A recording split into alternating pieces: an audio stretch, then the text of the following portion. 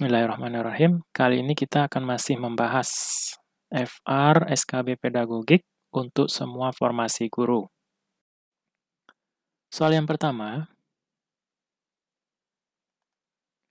pada pembelajaran tema Bumiku kelas 6 SD mata pelajaran IPA tentang gerhana bulan, diperoleh hasil evaluasi pembelajaran dari 30 peserta didik, terdapat 10 anak yang tidak memenuhi batas ketuntasan minimal.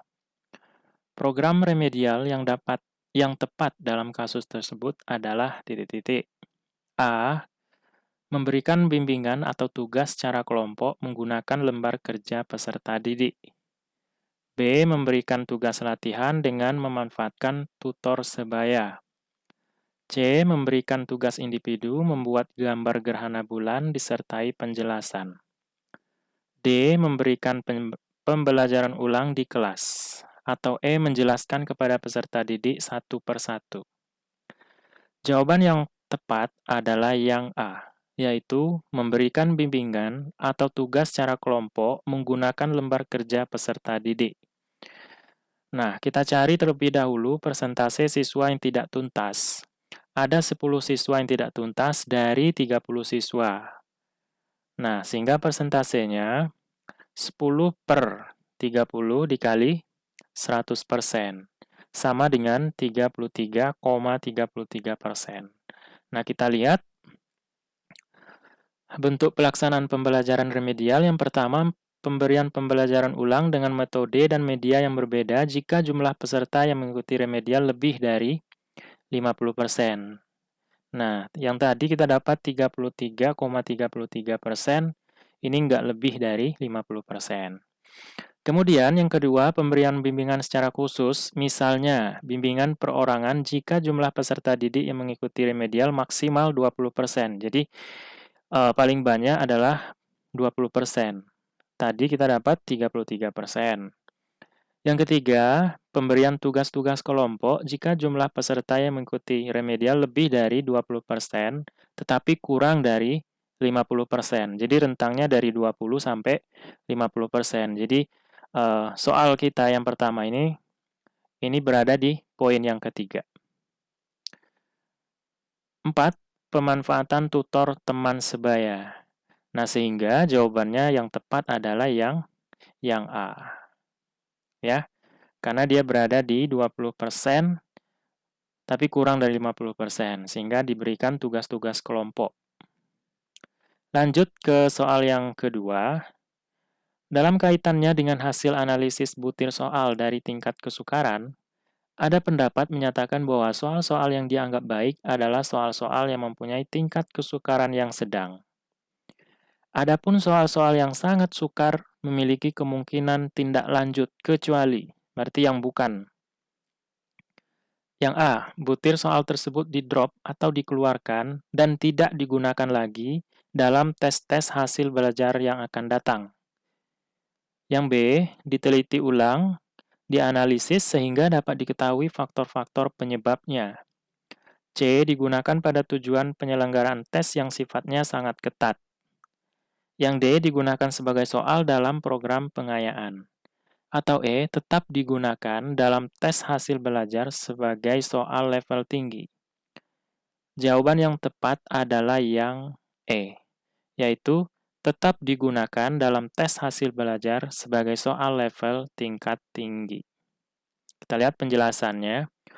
Untuk butir-butir soal yang termasuk dalam kategori terlalu sukar, ada 3 kemungkinan tindak lanjut, yaitu butir soal tersebut dibuang atau di-drop dan tidak akan dikeluarkan lagi dalam tes-tes hasil belajar yang akan datang. 2. Diteliti ulang, dilacak dan ditelusuri sehingga dapat diketahui faktor yang menyebabkan butir soal yang bersangkutan sulit dijawab oleh peserta didik. Setelah dilakukan perbaikan, butir-butir soal tersebut dikeluarkan kembali pada tes hasil belajar yang akan datang.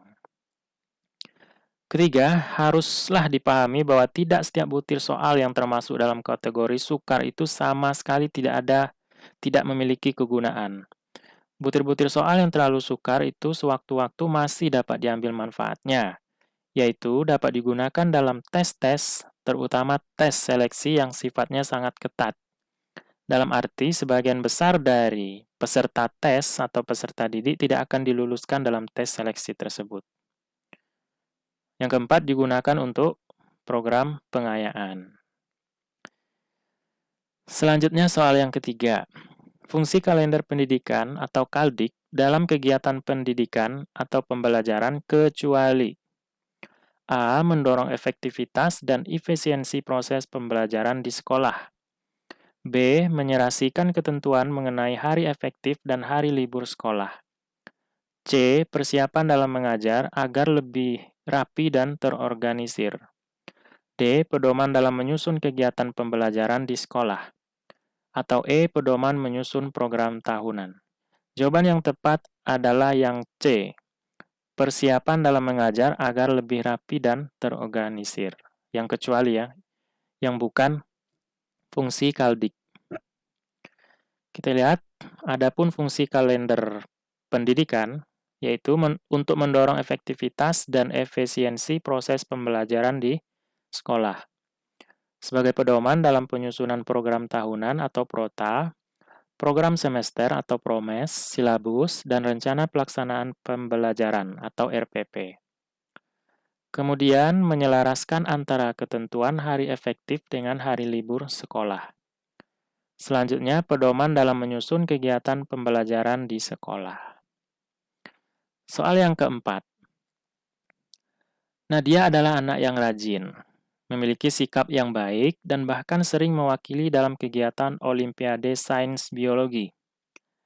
Tapi pada hasil akhir, nilai laporan rapor Nadia memiliki 5 nilai yang di bawah KKM. Tindakan Anda sebagai wali kelas adalah titik-titik.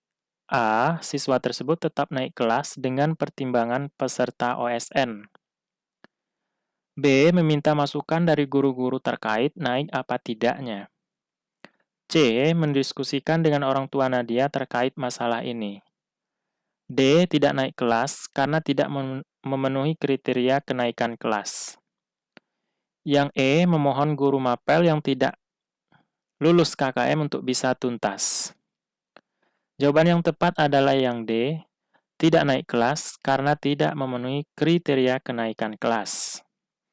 Nah, berdasarkan Permendikbud nomor 23 tahun 2016 tentang standar penilaian kurikulum 2013 revisi.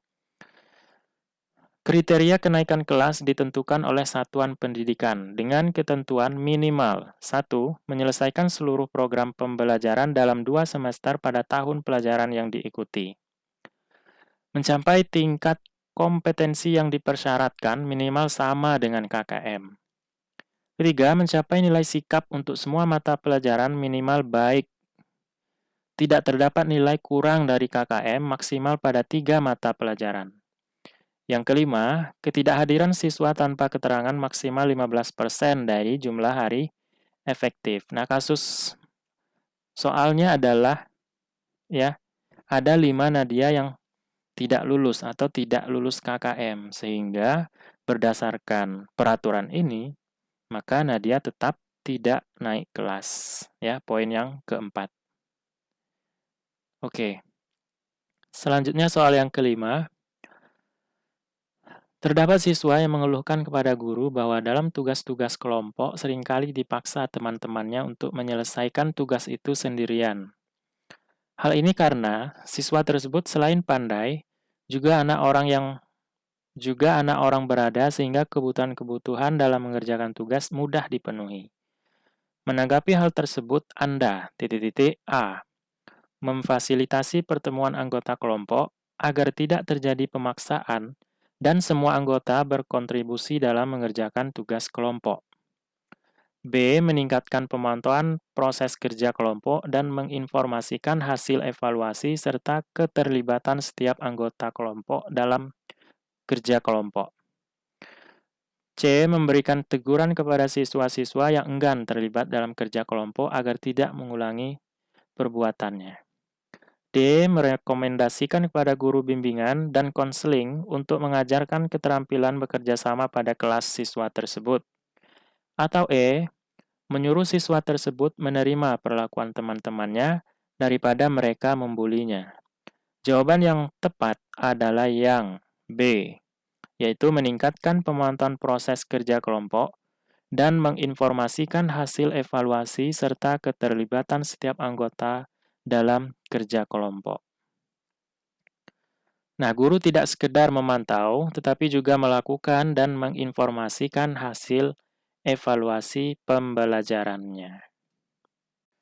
Oke teman-teman, cukup sekian dulu pertemuan kita pada kesempatan kali ini. Semoga ada manfaatnya. Assalamualaikum warahmatullahi wabarakatuh.